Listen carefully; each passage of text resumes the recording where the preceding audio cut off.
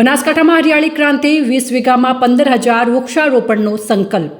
વિધાનસભાના અધ્યક્ષ શંકરભાઈ ચૌધરીના હસ્તે એક પેડ માં કે નામ અભિયાન હેઠળ બનાસકાંઠાના લુણાવા ખાતે વૃક્ષારોપણ કાર્યક્રમ યોજાયો હતો।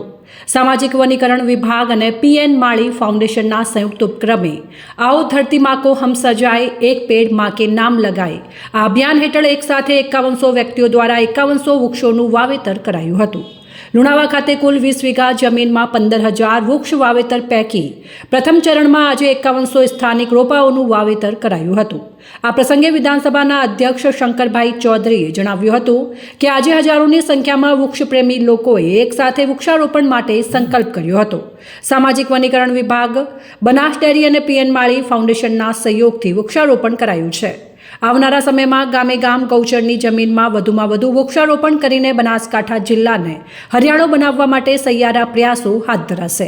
આવા ગામે આજે ગામ લોકો અને આજુબાજુના બધા વૃક્ષ પ્રેમી ભાઈઓ બહેનો આજે આવ્યા છે અને સજોડે બધાએ ભેગા મળીને વૃક્ષ નારાયણની સેવા આરાધના કરવાનો સંકલ્પ કર્યો અને અહીંયા 20 વીઘા જેટલી જમીનમાં એક સાથે વૃક્ષ વાવ્યું છે।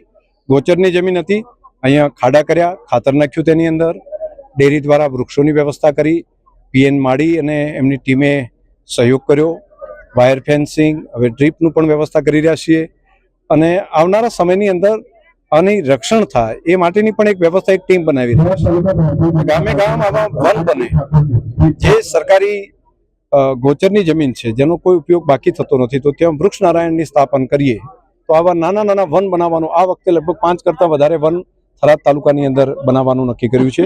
આવનારા સમયમાં પિલુડામાં પણ એક મોટું 100 વીઘા જેટલી જમીનમાં થશે, અહીંયા પણ 100 વીઘાથી વધારે મોટા વિસ્તારમાં થશે। આજે એક શરૂઆત 20 વીઘાથી થઈ છે, પણ હજુ વધારે જમીન છે અને પીવાના પાણી અહીંયા પાણીની ખેંચ છે, તો એક બોર ટ્યુબવેલ છે, એક ખેત તલાવડી પણ બની છે અને આવનારા સમયમાં નર્મદાના પાણીથી પણ આ તળાવ ભરવામાં આવશે, તો આ આખો વિસ્તાર હરિયાળો બને અને પર્યટન સ્થળ જેવું થઈ જશે અહીંયા।